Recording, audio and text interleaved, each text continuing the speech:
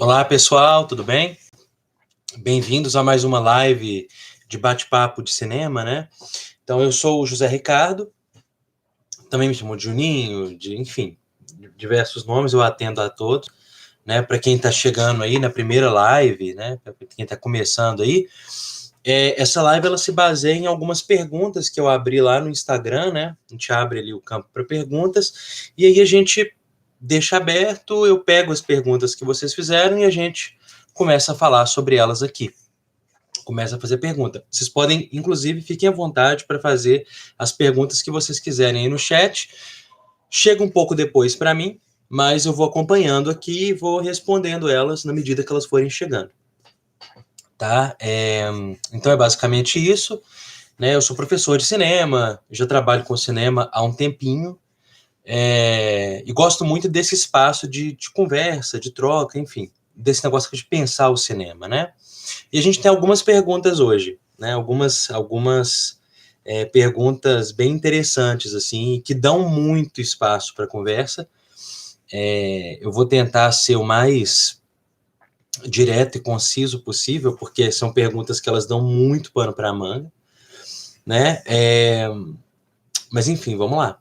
A primeira pergunta que eu separei aqui, que chegou lá, né, que eu vi, foi do Arthur Viegas. Salve, Arthur, se estiver aí, ou quando estiver vendo, né, falando sobre um formato cinematográfico chamado curta-metragem, né, que a gente falasse um pouco sobre o curta. Realmente é uma coisa que a gente discute pouco, né, a gente fala pouco, e é um formato tão importante. Então, antes de mais nada, só para explicar o que é um curta-metragem, né, e por que é um tema tão interessante de discutir, a gente costuma dividir no cinema os filmes por duração. Então, por exemplo, um festival de cinema, muitos deles se dividem, né, às vezes em mini-sessões, né, e coisas do tipo, mas a primeira forma de trabalhar com esses filmes, quando eles chegam no festival, é a partir da duração deles. A gente tem 3 formatos base no cinema. O primeiro deles é o curta-metragem, o segundo é o média-metragem e o terceiro é o longa-metragem, né? Então, isso diz respeito essencialmente à duração deles, né? O longa varia um pouco, mas para vários fins é um filme que tenha mais de 1h10 de duração. Embora a gente conheça longas mundo afora com durações muito variáveis, e são considerados longas-metragens, né? 1h05, enfim, né? O média, ele costuma também ser pensado a partir de 40 minutos, 45 minutos, né? Até essa 1h10, mais ou menos, né? Alguns vão defender que até acima de meia hora ele já é um média, né? E o curta é tudo ali que tá de 40 minutos, 30 minutos para baixo. A gente tem até os super curtas, né? Os curtas extremamente pequenos. O que é muito interessante no curta-metragem é que é o primeiro formato cinematográfico, né? É o primeiro formato, primeiro tipo de filme que nasceu no cinema. Então a gente costuma falar muito hoje do longa, né? O longa se tornou o formato industrial preferencial. Então a gente costuma ir no cinema, paga um ingresso ou vai em alguma coisa para assistir os longas, né? A gente costuma pagar para ver longa. É interessante o quanto isso mudou, né? Quando a gente olha para a história do cinema, o curta ele é um desses formatos formativos, né? Ele forma tanto na história do cinema a apreciação cinematográfica. Então, quase todos os grandes cineastas, né? Vou dar um exemplo aqui da comédia, né? Quase todos os grandes cineastas da comédia muda começam no curta. E o curta quase como uma forma de explorar, de trabalhar, de investigar o que é engraçado, o que faz as pessoas rirem, né? Você pega o Chaplin lá em 1914 fazendo alguns curtas ali, né, sob contrato, trabalhando com alguns estúdios, mas fazendo filmes de 1 rolo, 2 rolos, né? Isso geralmente é a duração, né, que a gente costuma ver. E trabalhando isso, né? Mesma coisa com o Buster Keaton, outro grande cômico mudo, que fazia diversos testes. Ele via assim que as gags, piadas, né, físicas e tudo mais funcionavam nos filmes e depois levava elas para o longa, né? Então, assim, o curta é um formato muito interessante, é o primeiro formato cinematográfico. Desde os curtas micro, né, dos irmãos Lumière, né, durando 1 minuto, 2 minutos, né? Passando aí pela escola de Brighton, enfim, passando por diversos momentos, os filmes do Edison, né? Enfim, diversos outros, do Porter, né? Até chegar nos primeiros longas, e o momento em que o longa se torna realmente uma forma cinematográfica, assim, preferencial, que as pessoas vão acostumar a pensar cinema vinculado a longa-metragem. Tem uma discussão antiga já entre a galera que produz, né? E eu não sei nem se ela faz muito sentido, assim, de forma massiva, que é a seguinte: um curta-metragem é um lugar para experimentação, ou seja, é um lugar para experimentos, para reflexões sobre a própria linguagem cinematográfica, reflexões sobre a técnica, reflexões sobre o que quer que seja. Ou seja, será que o curta, como formato, ele é ideal nesse sentido? Ou será que ele também se preza às coisas que a gente está mais acostumado a ver, ao cinema narrativo, né? Bem como a gente conhece ele, está acostumado a ver. Né? Não acho que tem uma resposta simples para isso. E, obviamente, o formato, o ideal ali é o que a pessoa quiser se apropriar para fazer. Né? Você tem vários curtas narrativos que são muito importantes. Né? Inclusive, é interessante como que o curta ele tem momentos de reascensão dentro da história do cinema. Né? Com a TV, por exemplo, ele teve um momento muito legal assim de aparecendo, e agora com essa ascensão da internet, esse outro olhar de filme, e até as plataformas, filmes de mais curta duração, e quem sabe o próprio curta-metragem vai ganhar força. É só pensar na Cardume, né? Uma plataforma de curtas-metragens que é muito interessante, é muito bacana, né? Tem muita coisa legal, muita coisa que vale a pena, um incentivo, inclusive, ao curta, como formato, como exploração e como narrativa também. Né? Então, assim, é muito bacana de ver isso. Então, pensar o curta, né? Eu acho que o curta é uma coisa que vai se adequar cada vez mais à sensibilidade do grande público. A internet fez um pouco esse trabalho, né? De nos habituar a vídeos de curta duração, concisos, né? Diretos. É só ver os canais muito populares, assim, a duração que sustenta, né? A duração que o espectador aguenta ver. Então tem muita coisa disso, tem uma coisa do formato, da natureza do formato, da formação do espectador, né? Quem somos nós como espectadores? Então é isso, é muito curioso de ver. E é um formato que eu sempre acho interessante de ver. Por exemplo, quando você pega grandes cineastas, já do cinema moderno, né? Você pega, por exemplo, o Scorsese, Martin Scorsese, e você volta nos curtas dele, né? Coisas que ele fez na faculdade, enfim. Falar nisso, temos o Lumière, e eu vou falar um pouco disso depois com vocês. Quando você volta e olha um pouco a carreira do Scorsese, você vê que quase todos os temas dos longas-metragens dele já estão nos curtas, em forma embrionária, né?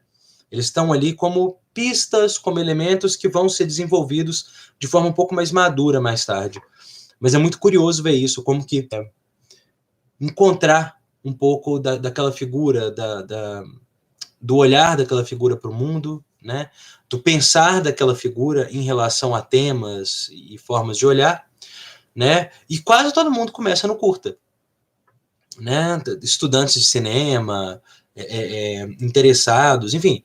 O curta ele é um belo formato de iniciação. Ele te dá também, como produção, né? Pensando como produção, além disso tudo que a gente já discutiu, né? Que a gente já falou um pouco aqui, ele te dá também uma micro, ou às vezes até mais do que isso, experiência do que é, de fato, o fazer cinematográfico, dos desafios, das complexidades, né?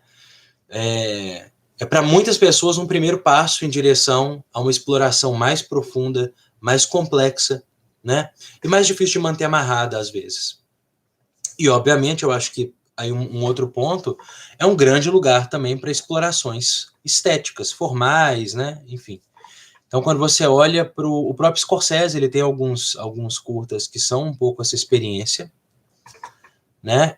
Mas mais do que isso, se você pega um Kenneth Anger, né? Você pega um cineasta desse calibre, uma Maya Deren, por exemplo, para falar de uma grande cineasta que trabalhou essencialmente com curtas, né?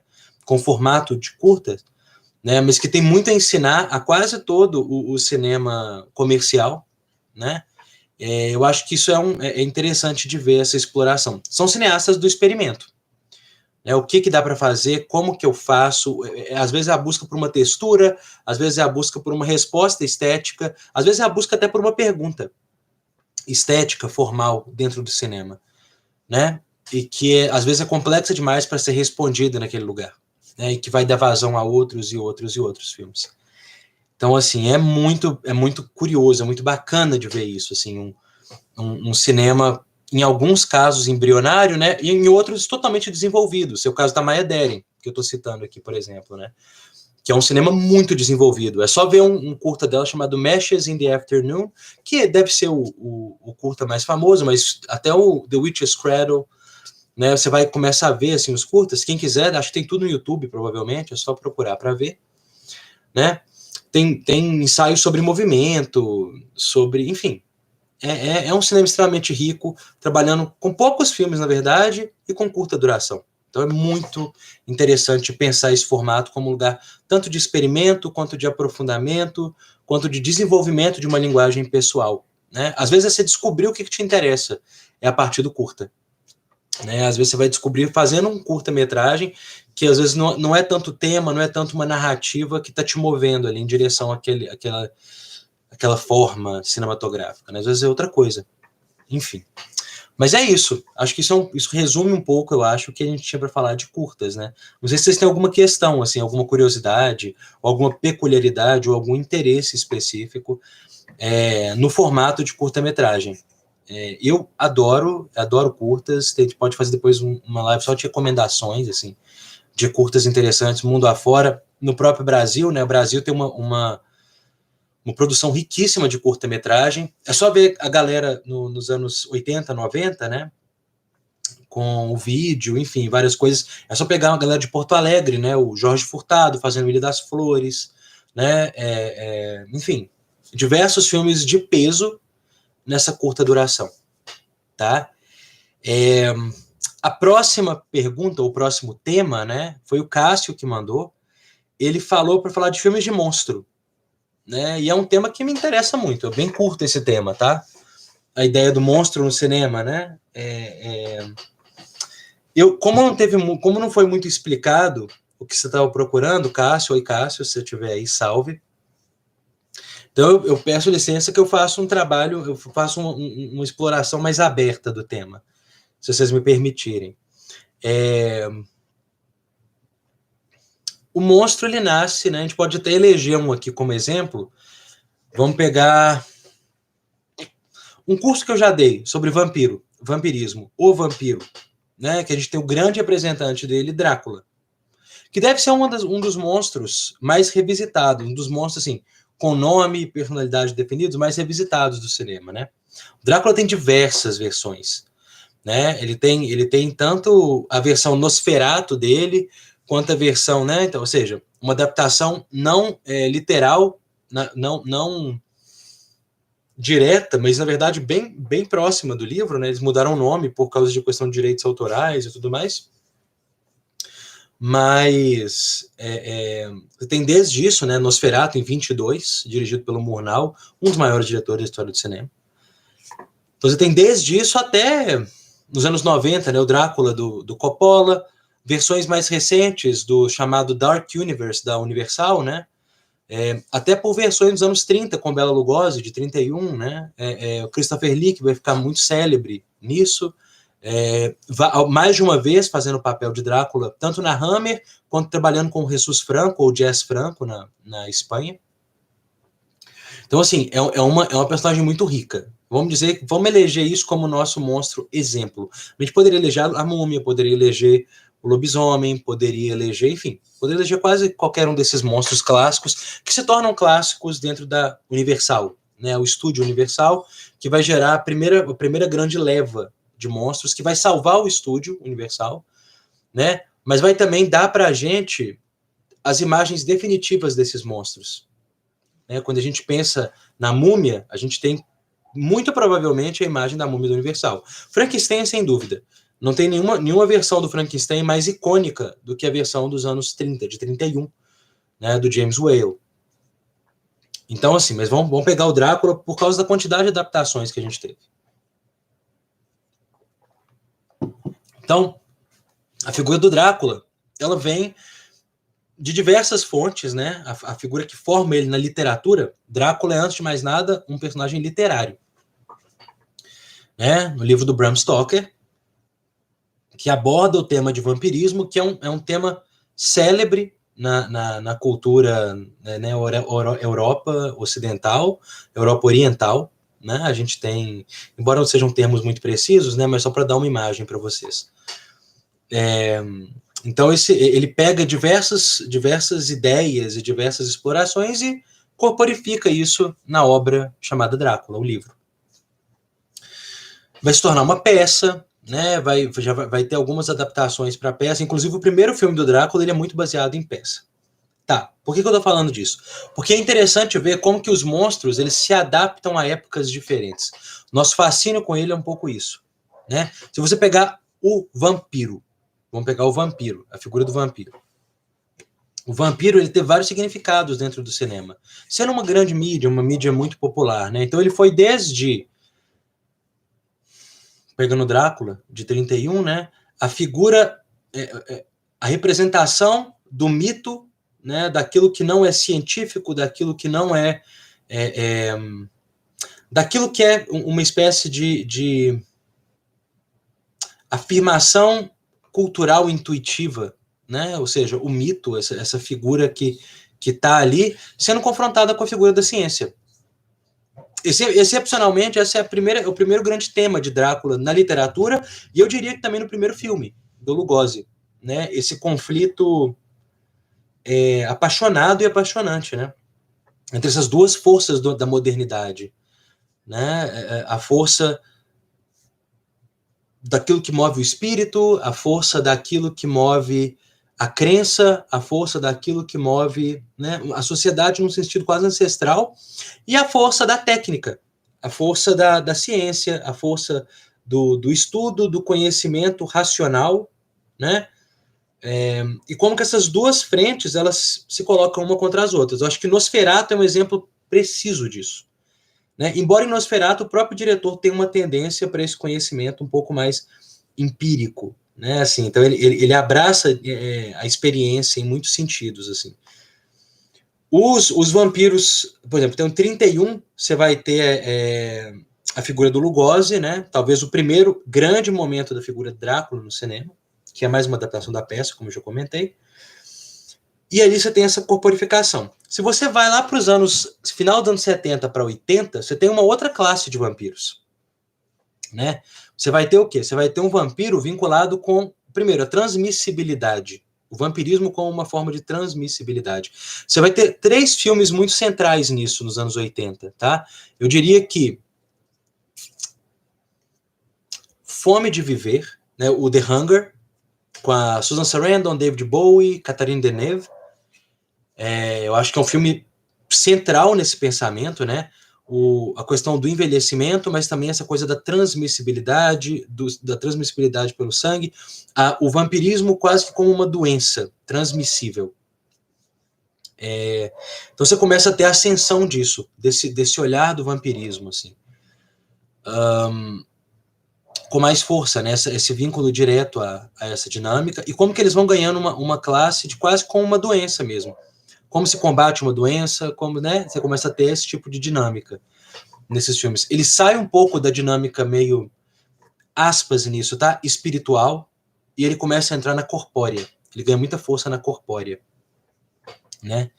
E eu diria que um último movimento é esse movimento, eu até mais pra frente vou falar de um livro aqui que tem isso como tema que é muito interessante, mas o vampiro romântico, né, que vem sendo construído no decurso do tempo, né? Se você pega o Drácula do Jack Palance, né, do Dan Curtis, se você vai pegando, você vai ter indícios disso, né? Até o próprio Drácula do Coppola.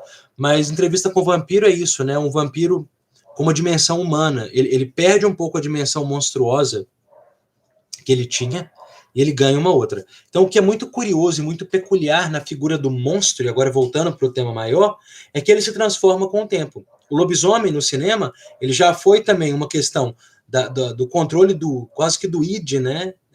Em outras versões, o controle do impulso sexual, do desejo, da manifestação daquilo que a sociedade controla, né?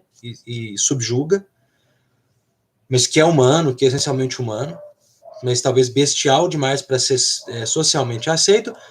Aí nos anos 40 você tem talvez na versão mais famosa do lobisomem, né, que é o lobisomem, The Wolfman, com Lon Chaney Jr., você vai ter ali uma metáfora clara e já afirmada pelo roteirista do nazismo, né?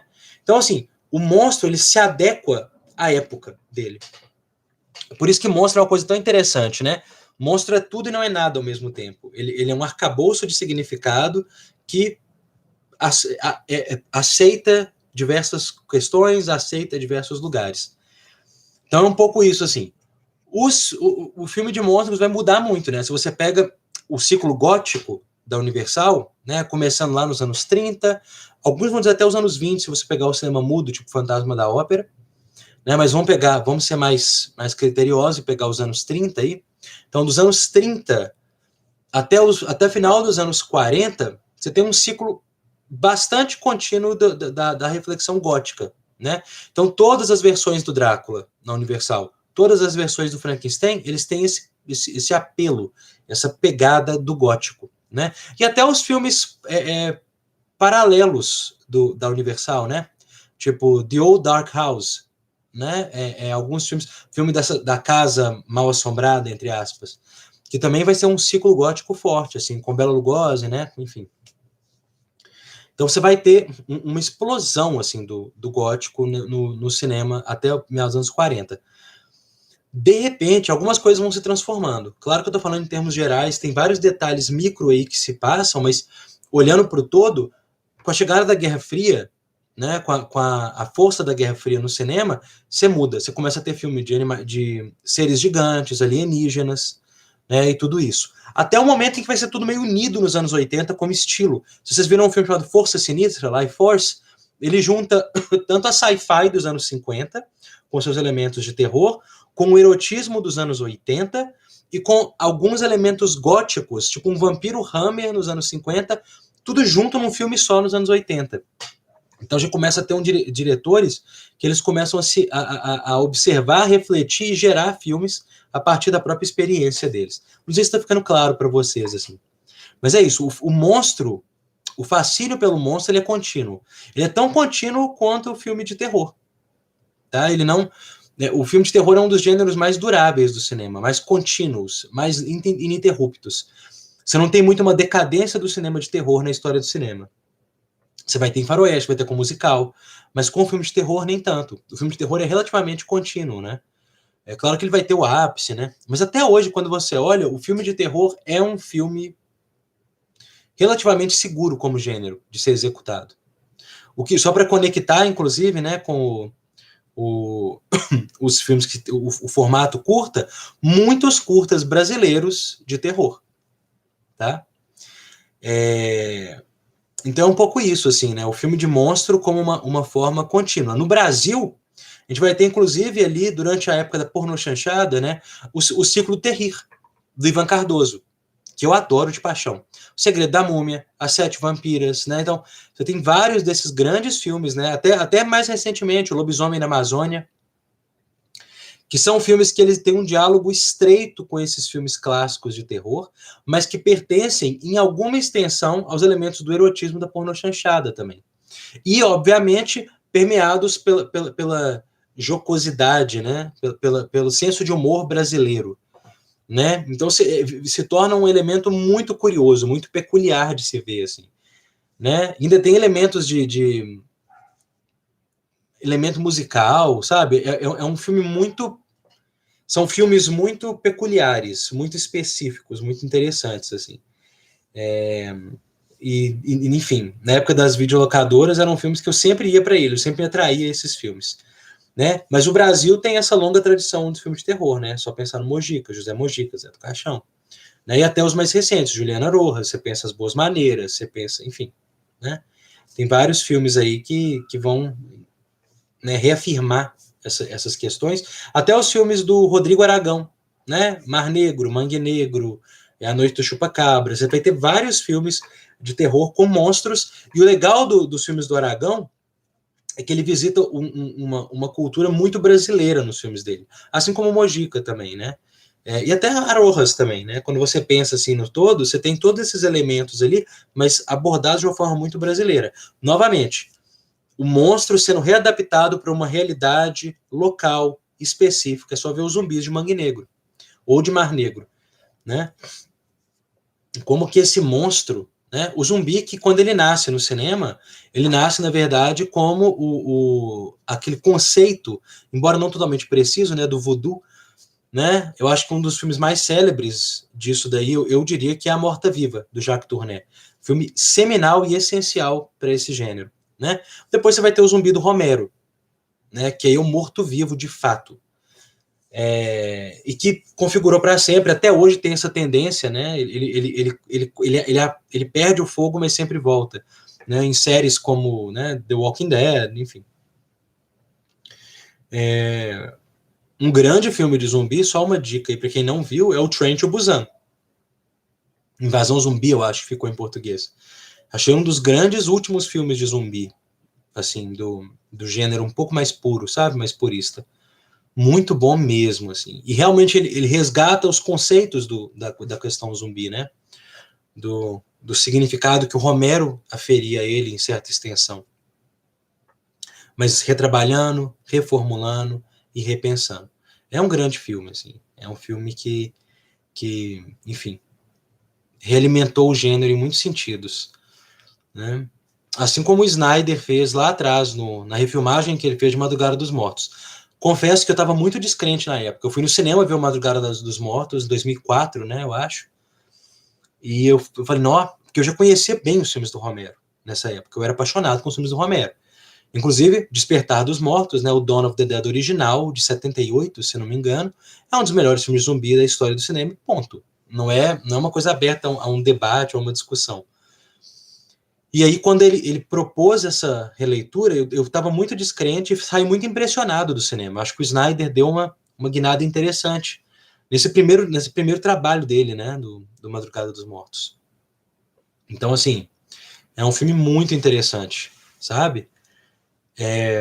Inclusive, talvez, provavelmente, o meu favorito do Snyder. Né? Um cineasta que ele tá ou as pessoas amam demais ou odeiam demais. Eu acho que o Snyder não merece nem um amor absoluto e nem um rancor absoluto, né? É um diretor que tem momentos interessantes ali, né? E que, de certa forma, está encontrando uma voz dele, assim, ou talvez já tenha encontrado um pouco demais, esteja até confortável em certos lugares, mas ainda assim são filmes bem peculiares, né? Bem particulares dele. Então é um pouco isso, assim, o Monstro é uma referência histórica no cinema. A gente olha, você consegue ir analisando esses monstros com o passar do tempo e vendo, assim, a riqueza de significados e, enfim, dinâmicas simbólicas desses seres. Né? Novamente, não sei nem se eu respondi, porque a pergunta foi meio assim, comentar filme de monstro, né? Deixa eu ver o que vai ser em seguida. Mas,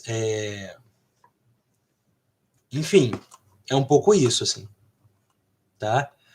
Em seguida, de novo é o Cássio, né, que estava perguntando, e ele faz uma pergunta sobre uma coisa muito interessante e muito hoje em dia, né, que é a questão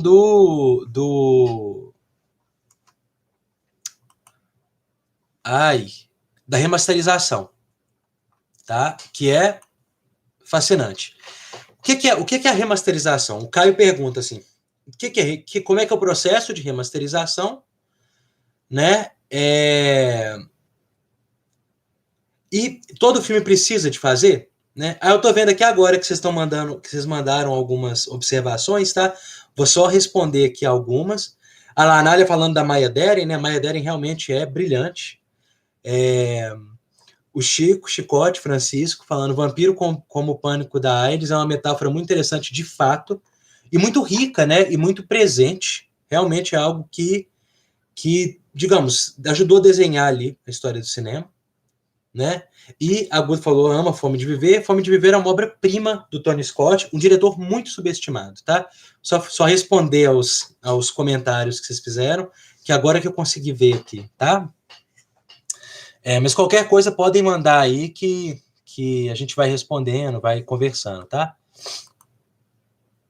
Fica a dica aí para Maya Deren, que aí a Nália Zanioli comentou ali, e eu acho que é isso aí, ela é fantástica, assim, é uma cineasta a se conhecer. Né?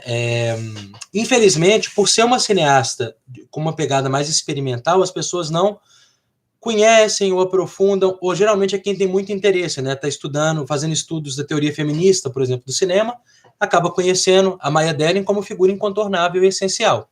Né? Mas é uma cineasta que eu acho que ela merece um conhecimento um pouco mais amplo, assim. Né? Merece um festival, alguma coisa, né? Em relação a ela e as pessoas que ela influenciou, sabe? É uma cineasta de grande influência, de grande força.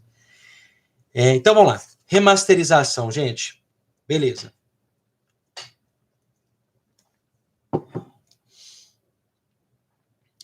Todo avanço tecnológico dentro da arte cinematográfica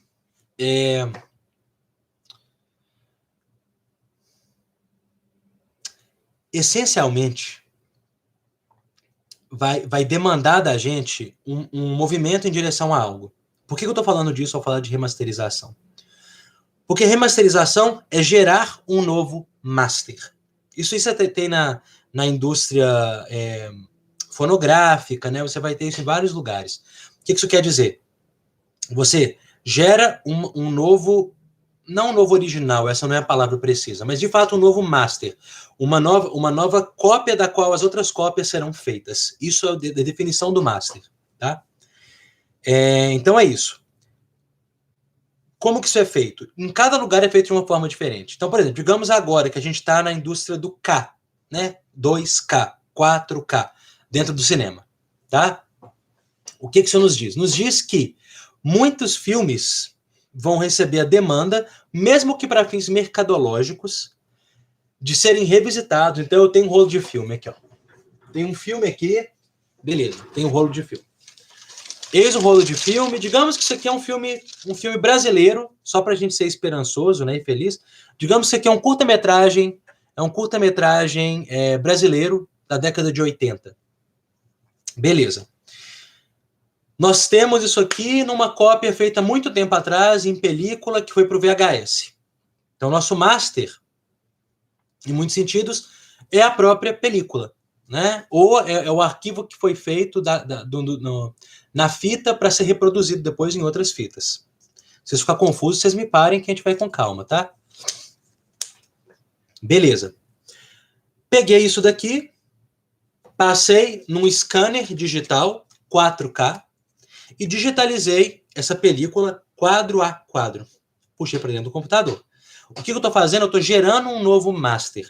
A partir desse master, dessa nova cópia, feita digitalmente, o que eu vou ter? A partir dele, eu vou ter um arquivo digitalizado em 4K, em formato cinema digital. E eu vou poder dar a saída que eu quiser para ele. O que isso quer dizer? Eu posso transformar ele em DCP, né? Digital Cinema Package, que é a versão que a gente costuma mandar para os cinemas exibirem, por exemplo, nos shoppings, né? Onde quer que seja, quando isso ainda acontecia. Ou eu vou enviar para onde eu quiser, ou eu vou dar saída para um Blu-ray, ou eu vou dar saída para qualquer coisa. Então, a master é isso. Por que as pessoas gostam de refazer masters em momentos de avanço tecnológico? Porque dá uma nova possibilidade. Eu entendo muito a questão da master quando a gente está falando de preservação, um master digital.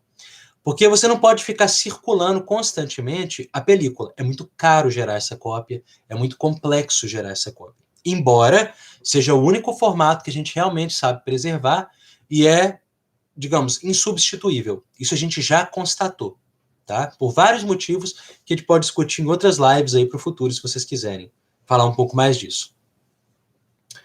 Mas, então, o que é a necessidade? A necessidade é ter uma imagem dele que você possa fazer circular, da qual você possa gerar de outras formas, sabe?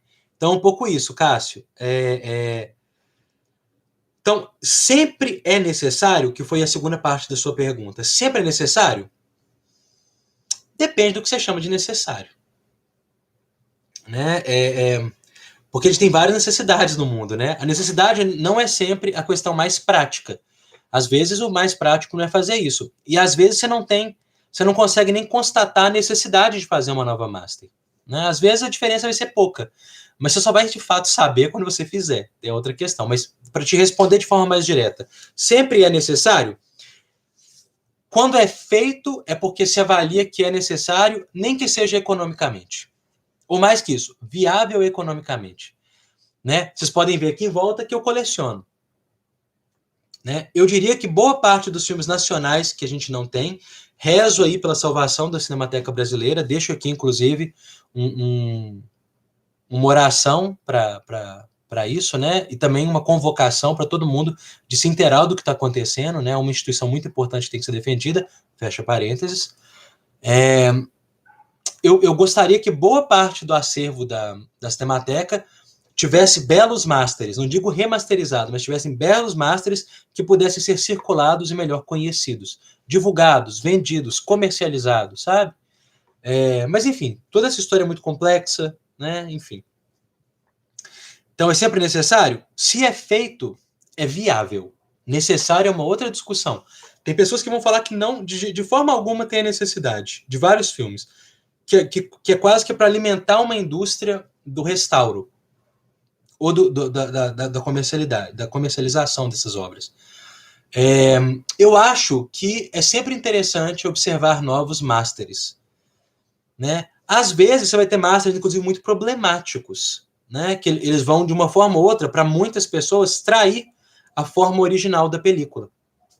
Né? Eles vão fazer o DNR, lá, o famoso DNR, para o colecionador é meio complexo, né? Tirar grão, limpar a imagem, é tudo muito complexo. Essa dinâmica dos restauros e tudo isso, porque você quer um pouco da percepção de materialidade do original na sua cópia. Pelo menos é o que a gente imagina. Então, se é feita uma película granulada, você quer sustentar isso para a versão que você está vendo, para você ter um acesso ali. Você teoricamente não gostaria, ou não iria querer que aquele arquivo, aquele testemunho, né, artístico, histórico, estético, tivesse o mais próximo possível da versão que as pessoas viram na época. Claro que você tem a galera que pira na batatinha. Né? Jorge Lucas, ele não deixa um filme dele durar mais que 5 anos antes dele mexer, limpar, editar, enfiar efeito, né? Não consegue. THX ele fez isso, Star Wars é notório que ele fez isso, né? Então, assim, e sim, foi feito um remaster, inclusive. Então, assim, é um pouco isso. Né? Então, o processo de master é esse, é uma remasterização, você vai redigitalizar, você vai voltar às suas fontes originárias e gerar um novo arquivo para gerar as mídias que você precisa, né? Seja DCP, né? Seja um Blu-ray, seja o que for, seja uma película nova, né? Fazer a cópia para película, tem alguns espaços que estão fazendo do digital para película também. Então, tudo isso é possibilidade. É sempre necessário? Depende do que você vê como necessidade. A gente tem necessidades financeiras e econômicas, a gente tem necessidades arquivísticas, a gente tem necessidades diversas, né? E de acesso, que é outra coisa importante. Agora, daí a ser necessário, depende do que a gente avalia como necessidade, né? Tomara que eu tenha respondido. Eu acho que é isso aí. Não sei se o Cássio não está aí, né? Então fica um pouco nisso. Beleza. Em seguida, para não delongar, a gente ainda tem algumas perguntas aqui. O Francisco Chicote, que está aí. Peraí. Só para responder o que o Bolinha perguntou. Oi, Bolinha. Para remasterização, o filme passa por algum tipo de restauro antes? Depende. É uma discussão longa. Mas você tem várias possibilidades. Então, para um restauro, digamos, um restauro profissional, né, com alguma capacidade econômica de fazer essas coisas. A primeira coisa que você vai fazer no restauro é você vai buscar todas as cópias possíveis para esse filme. E você vai comparar elas. Depois de digitalizar. Tem alguns laboratórios que sim vão passar por algum tipo de restauro antes. Tem, por exemplo, o processo Wetgate, que você passa ele quando você faz cópia e tudo mais, mas em geral, hoje em dia, as pessoas elas preparam o filme para passar no scanner. Tá? Então, o que é isso? Eu preparo a película, eu emendo o que tem que ser emendado, eu vejo o que está frágil, eu conserto as perfurações, e antes de passar ele num ARRI, né, um scanner digital 4K. Então, algumas pessoas, alguns laboratórios vão ser rigorosos com isso e vão tentar já fazer um pré-restauro. A maioria que eu conheça, não. Vai fazer um mínimo de um trabalho, uma limpeza, um certo cuidado ali com a película, preparar ela para passar no scanner. Né? A limpeza para não ficar resto de coisa, né? Pedaço de sujeira e tal grudado. Limpei, quando é possível limpar. Tem filmes que estão muito danificados, isso não é possível, com material específico, da forma certa. Beleza, preparei o filme para o scanner. Passei todas as cópias que foram possíveis, ou passíveis, ou interessantes de digitalizar. Digitalizei todas, comparo elas já digitalizadas, para você não ficar, né, digamos, torturando o filme ali no processo. É isso, digitalizou. Aí a gente começa o trabalho de restauro, limpando frame a frame ou limpando por comparação. Podemos falar disso também depois. Isso aí merece uma live só para ela, porque é um processo muito complexo e fascinante. Mas é isso, aí que você começa o processo do restauro de forma mais precisa falando, né? Que é um restauro digital. E é menos invasivo do que você fazer isso diretamente na película. Agora, é possível fazer o que a gente chama de restauro ou intervenção de conservação e restauro numa película? Foi feito. Algumas são bem invasivas, inclusive muito evitadas hoje em dia, algumas menos. Tá? Isso vale para quase toda a dinâmica de restauro e de restauração. Tranquilo? Fez sentido? Qualquer coisa você me fala aí que eu tô de olho, tá? E aí, a gente vai pro próximo tema. Qualquer coisa a gente volta aí também, não tem problema. O trash. Né? O Chicote tá aí, o Chico Francisco, falou para falar de trash, que é um tema que eu gosto só um pouco. Eu acho que merecia diversos cursos, assim, o trash. Mas, assim, tá. A pergunta foi, é possível um trash de grande orçamento? Sim. Não só é possível, como é costumaz. Acontece muito, cara. Por quê? Então vamos lá. Vamos fazer algumas diferenciações que as pessoas geralmente põem tudo no mesmo balaio. Filme B. Filme de baixo orçamento. Filme trash. Kitsch. Não são as mesmas coisas. Na verdade, algumas são muito diferentes umas das outras. Né? Quando você pensa num filme B, é um filme... Isso aí vem da época clássica hollywoodiana. Você tinha um grande orçamento para fazer os filmes A. Então você pega... E O Vento Levou era um filme A. Você investe grana, injeta grana, constrói cenário, constrói set, desenha figurino, né? Aquela loucura toda. Inclusive é um dos filmes que fundamenta e funda a ideia de direção de arte no cinema. Você tem esses filmes que são os filmes A. Pus grana nele. E aí eu vou para os filmes B, que são os filmes para serem vendidos, às vezes em conjunto, né? Vão trabalhar com bem menos grana, né? Mas geralmente dentro da dinâmica do estúdio. Então são filmes que eles têm menos grana, mas eles têm ainda, muitos deles, o estúdio, outros sets, vocês vão ver que muito filme noir, né? Filme noir quase tudo é filme B. O chamado filme noir. Filme de detetive dos anos 40, 50, quase todos são filmes B. E eles reutilizam, inclusive, os mesmos cenários, né? Os mesmos sets e tudo mais. Mas eles não dá para chamar eles de filme trash, né? De filmes, né? De forma alguma. O cinema noir, não acho que dá para classificar como trash. Seria muita forçação de barra. Nem como kitsch, né? Nem como nada desse tipo. Beleza. Então, isso é o filme B, né? Anália, vamos falar do Walters demais. Acabei de ver você perguntando aqui. Vamos falar disso. Espera só um minutinho, vou falar. É uma boa.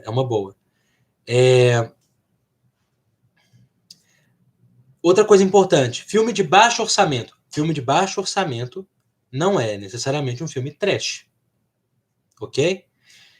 É um filme com poucos recursos financeiros, né, de equipe, o que quer que seja. É um filme de baixo orçamento. né? Filme independente, né? São filmes de baixo orçamento e tudo isso.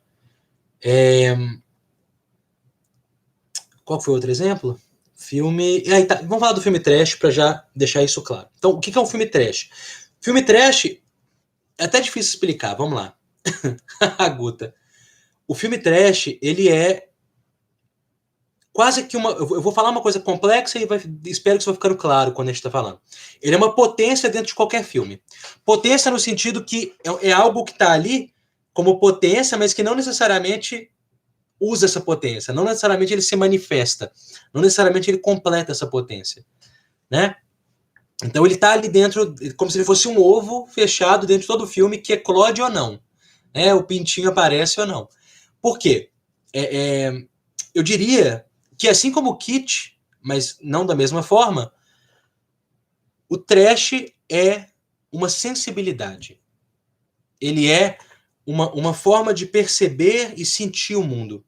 Mas ele também é um gesto de amor, ele também é um gesto de afeto. Ou ele é uma sensibilidade exatamente porque ele é um gesto de amor e um gesto de afeto. Com calma, então. A gente vai pisando no freio para ficando claro. Ah lá, o Francisco falou, né? A minha pergunta é orientada um pouco mais à estética. Eu percebo muito em dia a textura de filme grande. É uma coisa... Sim, mas nem é isso. O que é o trash, então? O trash é um gesto cinematográfico, cultural, né? O que isso quer dizer? Um gesto cultural. Eu vou tentar ser o mais direto e simples possível. Porque é um tema difícil, né? Na sua opinião, essa textura limpa afetaria... Não, não. Porque o trash, ele raramente está tentando ser trash. Isso é uma diferença importante da estética do trash para o trash. Estética do trash. Sharknado, Matador de Vampiras Lésbicas. Não são filmes trash, porque eles estão ironizando e zombando da própria busca deles. Sabe isso? Eles são filmes que estão alcançando exatamente o formato que eles propuseram. Não existe excesso no formato deles. Você acha o trash do trash cringe? Tipo isso, Pedro. O Mr. Coelho aí. Né? Eu acho o trash do trash cringe. Não, não é nem. Eu não acho nada cringe.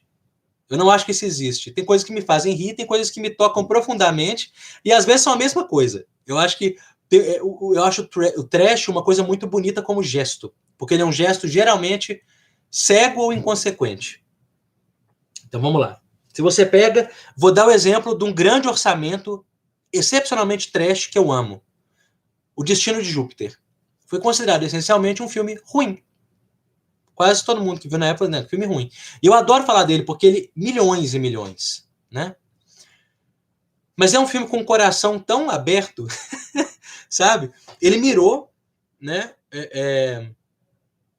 Ele mirou num lugar e ele foi com coração naquela coisa. E isso gerou excesso, que as pessoas não conseguiram lidar com aquela estética, né? Com aquela forma, com aquele excesso. Então, o trash é, de certa forma, também um excesso, ele é uma sobra. Né? O trash, né, que aquele filósofo lá da sociedade da transparência vai falar, né, que é o obsceno. O obsceno como sobra, o obsceno como excesso. Na verdade, sim, como sociedade, eu acho que eu concordo demais com essa observação, né, que o obsceno está nisso aqui. Nisso que a gente está fazendo aqui tem algo de obsceno, né, nessa questão do digital, enfim. E de uma exposição excessiva que fragiliza a relação verdadeira, né, mas... No trash, não. No trash, o trash, ele inclusive, ele ataca, de certa forma, um lugar mais complexo e mais perigoso, que é o lugar do bom gosto, assim. Né? A gente pode... Tem momentos de mau gosto, né? E tudo isso. Então, a Anália, você perguntou ali em cima, né? O Cry Baby do Waters é considerado um trash orçamento? Pode ser. O Waters é um cineasta de espírito trash. Ele ama o que ele está tentando reproduzir. Então, vamos lá. Sobra, eu estou falando disso tudo sem explicar a coisa mais básica. O trash parte de um modelo. O que é um modelo? Modelo é algo que está instituído e que a gente tenta seguir ou não. Né? Parte da nossa cultura fala assim, eu quero encontrar meu próprio caminho, né? Eu quero trilhar, e tenta fugir desses modelos pré-definidos. Né? No cinema, esses modelos pré-definidos são muito atraentes para boa parte dos espectadores. Você vai ter a transgressão disso, né? Uma transgressão que muitas vezes passa pelo trash também, né? As Boas Maneiras da Juliana Rojas, mesmo que eu comentei agora há pouco, né? Mas até o Trabalhar Cansa, né? Filmes do tipo. E tem um curta dela, para voltar para o primeiro tema da live hoje, que é... eu esqueci o nome. Vemos hoje quando o céu estava coberto de chumbo e alguma coisa. Eu vou relembrar, depois vocês me perguntem que eu tento trazer à tona isso.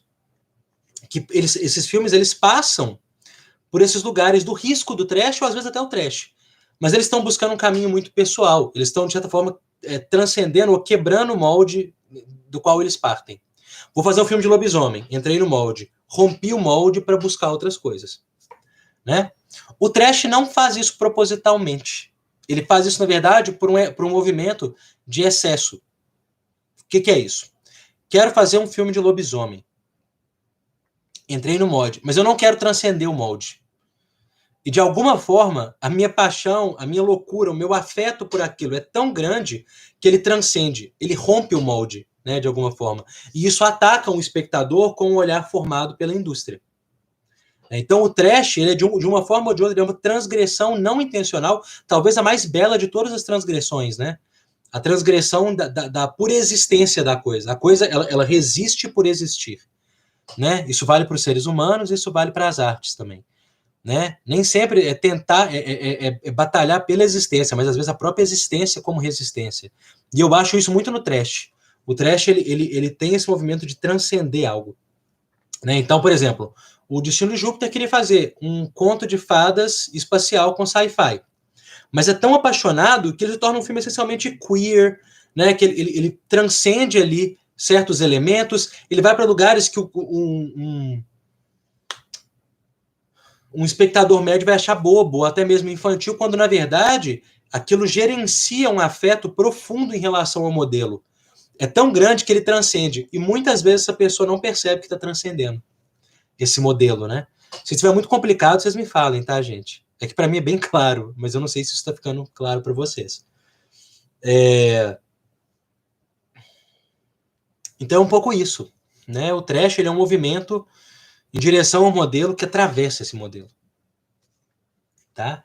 Então eu acho que isso é o caso das Wachowski, isso é o caso do John Waters, só que o John Waters sacou e ele transforma isso numa espécie de ironia, mas ele não consegue evitar que os elementos de trash se manifestem, então ele abraça eles.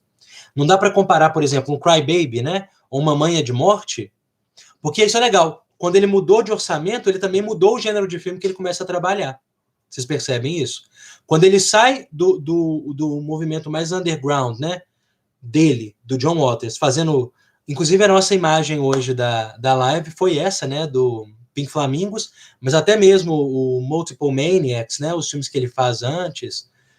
Até chegar ali no eu diria que Polyester talvez seja um grande ponto de inflexão no cinema dele, para os filmes realmente de alto orçamento. É meio que acaba essa época com a figura, com a figura da Divine, né? Quando a Divine meio que sai de cena ali, né? Ele vai para o grande orçamento e ele se reinventa ali, mas ainda abordando o que ele ama e ainda transcendendo os gêneros que ele ama. Você vê que todo filme dele é um gênero diferente. Ele fez musical, né? Ele fez filme de dança, ele fez filme tipo de TV, que é Uma Manha de Morte, né?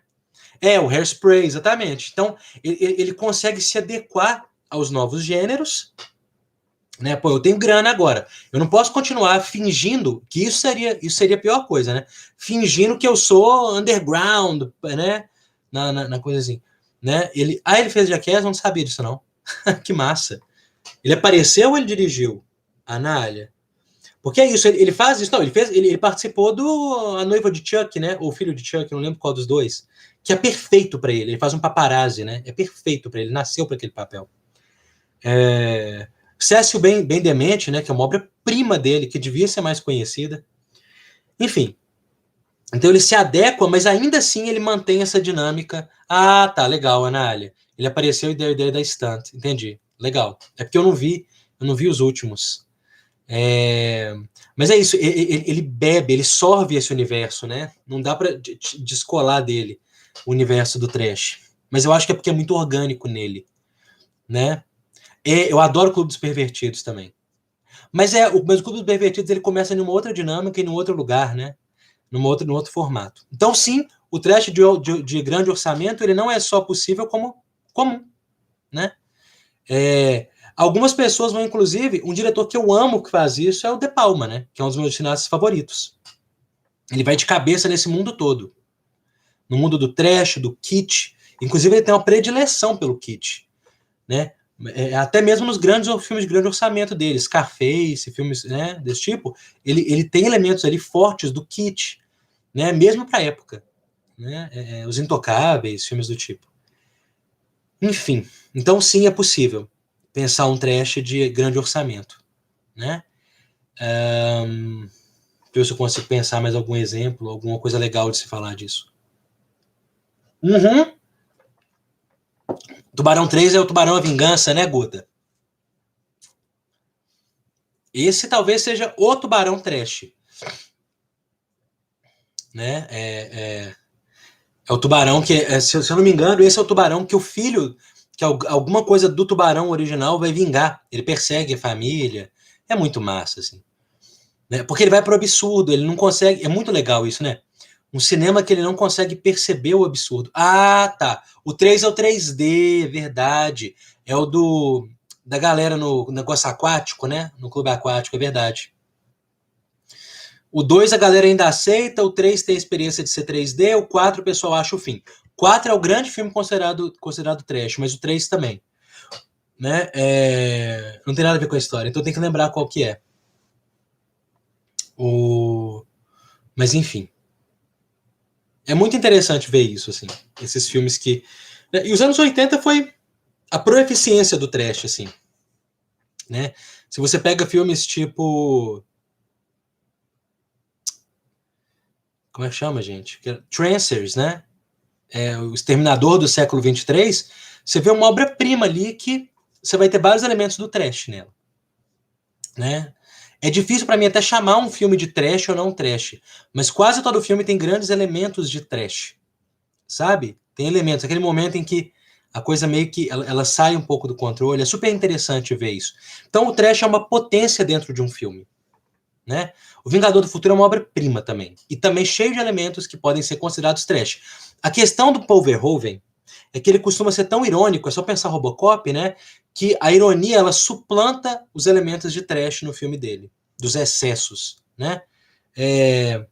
Mas esse é o excesso que as pessoas não, como ele é irônico, as pessoas não refutam ele, né? É igual pensar Tarantino, né? Que é diferente de pensar um De Palma. Tem algo de cool naquele deslocamento, embora no Verhoeven bem menos do que no Tarantino, né? Gosto muito do cinema do Verhoeven, especialmente essa fase americana dele, né? Muito loucona, assim, né? Robocop, Instinto Selvagem, Vingador do Futuro, Showgirls, que talvez seja o grande filme dele. Showgirls é assumidamente kitsch. As pessoas chamam simplesmente de ruim e também de trash, o Showgirls. E eu acho um filmaço, Showgirls. Merece uma discussão mais aprofundada, Showgirls. Mas beleza, espero ter respondido pelo menos em algum nível a pergunta, né? É uma coisa complexa também. E precisaríamos de mais tempo também para responder ela, né? Não, eu acho ele bom sério, assim. Eu acho um filme sério mesmo que é bom, assim. E aí, a gente vai para a pergunta da Renata Alcântara, para falar de trilogias, né? E vai ser a nossa última pergunta do dia, né? E aí ela colocou trilogias, né? Porque vamos falar um pouco de trilogias, assim. Trilogia é uma coisa interessante, porque é uma coisa relativamente, e bem relativamente nisso, porque a gente tem historicamente, né? Mas é uma coisa muito tende a ser uma coisa muito mercadológica. Geralmente, como a indústria, e geralmente é uma coisa da indústria. Até mesmo a indústria B. Falando do trash, trazendo aí 2 trilogias trash, né? Você pode pensar na Basket Case, não sei se vocês conhecem Basket Case, que é uma trilogia, né? E um outro que eu acho muito interessante também, o Nasce um Monstro. Nasce um Monstro 1, 2 e 3 também é uma trilogia também, são filmes B americanos, né? Que são muito interessantes, assim, mas que eles geraram uma trilogia a partir de uma dinâmica cult, assim, que foi sendo gerada a partir dos filmes do primeiro filme. A mesma coisa pode ser pensada na indústria como um todo, sabe? Então, quando você pensa, tem trilogias que são maravilhosas, espetaculares, Você pensa Indiana Jones, eu acho que é uma trilogia, ela só melhora. Para mim, são filmes que só vão melhorando. Eu acho, claro que se fizeram 4 depois, estão fazendo o 5º, mas é porque a indústria não sabe parar. Embora eu não ache o 4 ruim também, não. Mas eu acho que o 3, ele encerra o tema Indiana Jones, sabe? Ele encerra ali o tema do Indiana Jones. Você pensar toda a trilogia como uma evolução, uma progressão, ou a conclusão de uma ideia, né? Você tem as trilogias autorais. Você pega, por exemplo, Kieslowski fazendo a trilogia das cores, né? Ele foi contratado para fazer. Ele é tão autoral que ele até se envolve, né? Mas eu não acho que elas deixam de ser autorais nesse sentido, não. Autoral é o que se afere à autoria, né? É o que a pessoa encontra o significado ali e consegue guiar ele. De Volta ao Futuro é um bom exemplo disso também, assim como Indiana Jones. E é tão trilogia que ele se recusou a fazer outra, né? Já tentaram tudo é jeito tirar outro filme dali. Mas você pega um Kieslowski, por exemplo, né? O Kieslowski vai fazer a trilogia das cores, né? A Liberdade é Azul, né? Na verdade é azul, branco e vermelho. Esses são os nomes originais, né? Mas em português eles ganharam o nome de A Liberdade é Azul, A Igualdade é Branca, A Fraternidade é Vermelha. Né? Então você deve estar pensando também naquele filme lá do Linklater, né? Antes do amanhecer, antes do pôr do sol, antes da meia-noite. Então, assim, você tem o Pusher também, né? A trilogia dinamarquesa do Hefner. Então você vai ter. Mas até elas tem um aspecto mercadológico, sabem? Por exemplo, o Kieslowski foi contratado para fazer 3 filmes. Foi pago, ó. Quero fazer 3 filmes sobre os ideais da Revolução Francesa no contemporâneo. Então ele vai e trabalha isso. Vamos fazer esses 3 filmes. Né? Esses filmes que a gente tem acesso, é muito raro você conseguir pensar eles fora disso. Sabe? Ou eles são realmente uma forma de pensar o que você está chamando de teologia autoral, para mim é isso, é um raciocínio. Tem algo a ser explorado e eu preciso de 3 filmes porque eu tenho que avançar os temas. Ou eu tenho que dotar cada um de um tema. O Kieslowski, ele é notório nesse sentido. Né? Ele fez o Decálogo, né, que são 10. Mas isso é interessante, a teoria da incomunicabilidade, verdade. São temáticas. Mas a mesma coisa do Kieslowski, né? Ou seja, que elas se amarram pelo tema, né, Pedro? Isso que você está falando. Exatamente. Faz sentido. Só que elas também têm algo ali de mercadológico. Claro que Antonioni menos, né? O Antonioni é mais complexo. Você falou de trilogia da incomunicabilidade. Mas você também tem as forçações de barra. Tipo assim, o Carpenter e a trilogia do Fim do Mundo. Você quase pode colocar qualquer filme do Carpenter na trilogia do Fim do Mundo, saca? É tipo assim, aí é o Enigma de Outro Mundo, o Príncipe das Trevas e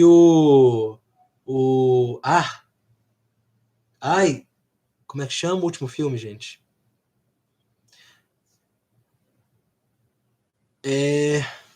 Agora eu vou olhar ali, vou colar. A Beira da Loucura. A Beira da Loucura. Então são esses 3 filmes aqui. Mas ele meio que inventou isso depois, saca? Você meio que une a temática depois. Muitos cineastas fazem isso, sabe? A Guta colocou, né? Podemos considerar Star Wars também 3 trilogias. Sim. Sim. Infelizmente, podemos. E agora sabe-se lá quando isso vai parar. Que a Disney comprou, ela vai capitalizar até... Ela vai espremer a bucha até a última gota, até ninguém querer ver mais. Por favor, não faz mais isso, sabe? O problema desses grandes conglomerados é isso.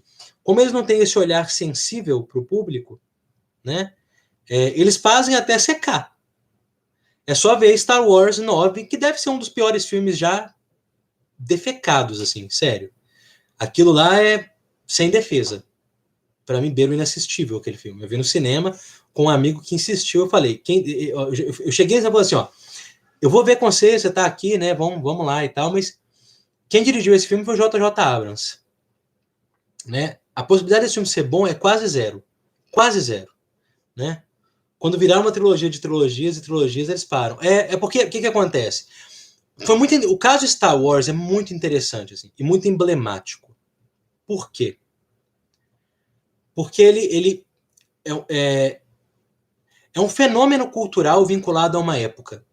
Né? É a ascensão do blockbuster e, aos poucos, o fim da nova Hollywood. Né? Nova Hollywood, filmes como Taxi Driver, Toro Indomável, esses filmes que tinham um olhar um pouco mais complexo para o mundo. Ele não achatava o mundo, ele entendia o mundo como um lugar complexo, difícil, onde o antagonismo e o protagonismo não é tão simples assim, né? Onde as coisas não são essencialmente bem e mal. Eles fugiam um pouco da dinâmica mítica e mitológica dos Star Wars. E aí você tem o que para mim é a grande estreia blockbuster, que é um grande filme e que eu ainda acho que tem muitos elementos do blockbuster e da nova Hollywood, que é o Tubarão do Spielberg, que é uma obra-prima absoluta, e podemos conversar quando vocês quiserem sobre isso. Spielberg é um gênio, né? Eu não acho discutível também. A Guta falando, para matar as faculdades é a trilogia do Batman do Nolan. Vamos falar disso. Mas assim, o que é muito emblemático? O Star Wars ele aparece como um desses filmes, não é o primeiro blockbuster. Blockbuster não é um conceito específico dessa época, mas foi um momento em que ele teve uma ascensão absoluta. Né? Então, o Star Wars vai ser isso, o merchandising, aquela coisa toda em cima desse produto. Ele virou um fenômeno cultural. Um fenômeno cultural, ele transcendeu o cinema em muitos sentidos. Né? Então, beleza. Porra, isso deu certo para uma geração. Eu revi outro dia a trilogia, falta ver o último só com meus filhos. Né? Eles têm 5 anos, né? A gente ficaram muito curiosos, eu tô vendo, viu 4, viu 5, e esse fim de semana agora talvez vejamos os 6. Por quê? E é interessante que eu tô revendo ele agora, assim. Ele foi um fenômeno cultural muito importante, muito marcante, no cinema e fora do cinema, né? Tem gente que nem gosta muito de cinema e ama Star Wars. E o que rola? O que acontece? Passam-se anos, né? A gente vai para a segunda trilogia, né? Que vai narrar o que veio antes. Né? E aquilo que era uma piada interessante, brincalhona com Flash Gordon, né? Episódio 4, o negócio começando no episódio 4, meio que perde o sentido, porque você começa a fechar o ciclo. Então você vai fazer 1, 2 e 3 para contar a história de um outro personagem, ou de outros personagens. Beleza. Depois que saiu a última trilogia aí, eu até comecei a gostar mais dessa 1, 2 e 3, sabe? Porque eu não acho o Lucas um bom diretor. Eu acho que o Lucas fez um grande filme como diretor, que é o American Graffiti. Eu acho que ele como diretor é aquilo ali. THX tem um problema de tom, tem um problema de ritmo, mas é um bom filme. Star Wars 4 tem um problema de tom, tem um problema de ritmo, mas é um filme importante. Né? O 5 já é um filme um pouco mais consolidado, né? que não está tanto se esgueirando na novidade da questão do blockbuster, do filme, da renovidade, né? Que não era uma novidade em si, mas voltou lá atrás e retrouxe isso. O que o episódio 1, 2 e 3 quis fazer? Gerar um novo frisson para uma nova geração. Em algum sentido ele conseguiu, porque é muito interessante, porque é como se fosse um carro andando em ponto morto.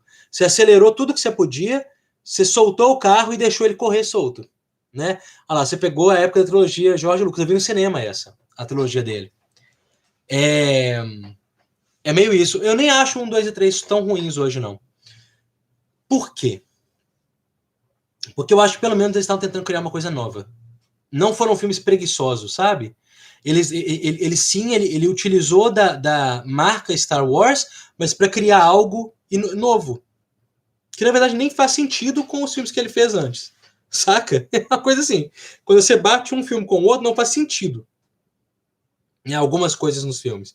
Mas tudo bem. Quem quer sentido, talvez esteja procurando um lugar errado. Né? Enfim. Eu só acho engraçado algumas coisas no filme. E aí essa nova agora, essa eu achei que foi a mais baixo astral, assim, das 3. Essa que começa com o 7, que é bem fraco, né? O 8, que é um filme bem interessante e que funciona como filme até fora do universo Star Wars, e por isso talvez tenha incomodado tanto algumas pessoas vinculadas, né, emocionalmente e profundamente com o universo. E o 9, que deve ser um dos piores filmes feitos no ano dele. Para não falar, né, hollywoodiano, com certeza, assim. Enfim, é meio isso, assim, sabe? Não se criou. Quando você olha tudo fora da perspectiva histórica, é uma estratégia interessante, né? Vamos usar essa marca, pô, a gente conseguiu ali, agora a gente vai redimir ela. Então você faz um filme que é preguiçoso, é um filme covarde. O filme 7 é um filme covarde. Não tem outro nome para ele, que é a pior coisa que um filme pode ser. Servil, né? Irritante. O 8 é um filme que transgride, que brinca, que é muita cara do diretor. O que eu sinto muita falta nesses filmes é isso, um filme que seja a cara do diretor. Você olha o filme e fala, isso aqui tá muito a cara dessa pessoa. E vai pro 9, que é um filme preguiçoso, tentando arrumar a coisa, correr atrás de outras. Filme assim, o filme 9 ele é inexplicável. É inexplicável aquele filme. Então é um pouco isso, assim. Se você pensa, por exemplo, Indiana Jones, só pra vocês entenderem, como trilogia, é muito interessante, porque cada filme tem um tema. O primeiro filme é um pouco o ceticismo, né? É um filme... Enfim, vamos falar um dia só de Indiana Jones? Não vou falar disso hoje, não. Que é muito interessante, assim. Essa é uma trilogia boa, sério. Indiana Jones, ela ficou melhor. Eu amo 2, amo 3 e amo 1. Tá? Eu acho assim... Que trilogia. De Volta ao Futuro também é uma puta trilogia. Que trilogia interessante. Eu amo o 1 e o 3 do Star Wars, De Volta ao Futuro. O 2 eu gosto muito. Mas eu acho que ele se vinculou menos aos temas emocionais e ele ficou muito, muito preso à questão da viagem no tempo, né? O jogo com a viagem no tempo. Então eu acho que ele perde um pouco uma pulsão dos personagens que era emotiva ali, o vínculo deles com a gente, sabe? Mas é um bom filme também. A Última Cruzada é um filme excepcional em qualquer gênero, em qualquer termo. Mas falemos disso outro dia. Né? Jurassic Park é outra trilogia que não precisava muito, porque o primeiro é uma obra-prima absoluta. O segundo, pelo menos isso, né? O segundo ele está tentando explorar outras ideias. Isso é muito claro. Só não conseguiu, como é uma outra ideia, tem uma transgressão rítmica e tonal, que costumam ser esses problemas nesses filmes, né? Mas ainda assim são filmes interessantes. Francisco, mas vamos fazer um combinado qualquer dia desse. Vocês assistem os 3 Indiana Jones, de cabo a rabo, e a gente faz uma live só sobre eles. Porque esse merece. Eu acho uma trilogia excepcional. É porque o primeiro é a apresentação de um personagem do ceticismo. É o personagem que ele não vê o sagrado mesmo quando ele se manifesta perante ele fecha o olho. Sacou? Vamos falar disso outro dia. Mas o 3 é uma obra-prima. O 3 é o fim do ciclo. É lindo, lindo, lindo, lindo. São filmes muito belos. Assim. O Spielberg faz blockbusters muito belos, assim. Sabe? Muito, muito vinculados a uma ideia da humanidade, enfim, outra coisa. Não tem a frieza e o maniqueísmo de alguns outros blockbusters mais preguiçosos. Né? São filmes nos quais ele acredita. E você vê isso nos filmes, né? Não tem só uma maquinária rodando ali dentro do filme, não. Tem uma coisa profunda e pulsante. Só pra gente fechar um pouco essa questão do blockbuster, enfim, da trilogia, né? A trilogia, eu acho que as boas trilogias, planejadas ou não, autorais ou não, elas se tratam de ideias que vão em direção a algo, ou que estão tentando se completar, ou que mesmo estão tentando se desenvolver, né? É muito interessante ver isso, porque você vê evolução, você vê transformação nessas coisas. Não é só um exercício nostálgico de revisitar personagens que você gostava lá atrás. É só ver o fracasso dessa coisa de apresentar novos personagens nos Star Wars novos, né? Como se eles mesmos fossem bonequinhos e tal. As pessoas, que legal, Han Solo e tal. E o cara faz nada de interessante no filme. O filme não é, enfim. Né? Então você vê que não tem uma ideia ali realmente sendo desenvolvida. Tá requentando ideias passadas e ela morre. Você não alimenta, não consegue sustentar isso ad infinitum. Né? Isso em algum momento vai sumir, vai apagar, as pessoas vão perceber. Né? O motor cansa. É meio que isso. Por isso que o Blade Runner, o 2049, ele é tão interessante. Porque ele falou, ok, a gente ama o primeiro, mas acho que tem ideias ali que podem ser repensadas, retrabalhadas, desenvolvidas, sabe? Mas é isso. Uma trilogia ela tem que ser feita quando você não consegue resolver de outra forma. Né? O não coube num filme. Então vamos desenvolver essa ideia em outros. Belezinha, minha gente? E é isso aí. Podemos, então, nos fechar a live por hoje. Vocês têm alguma questão? Ou pergunta que vocês queriam fazer? Ou alguma coisa do tipo? Ou algum tema que vocês queriam que a gente trabalhasse nas próximas?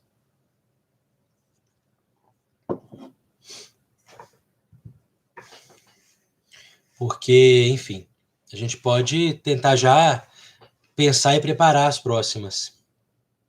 Né? E vamos ver quando que vai ser. Mas é isso aí. Foi um prazer estar aí com vocês, brincar com vocês. A gente se vê Agora quer Indiana Jones? Beleza. Eu amo, né? Então pra mim é de boa. A gente marca. Depois se a galera assistir em alta, a gente marca essa. E é isso aí, foi um prazer, galera. Valeu demais. Cuidem-se, né? Descansem, enfim. Façam o que vocês têm que fazer. Estamos chegando aí no fim de um semestre, né? E é isso aí. A gente se vê por aí, por aqui, né? Enfim, onde for possível. Grande abraço para vocês e até a próxima. Valeu!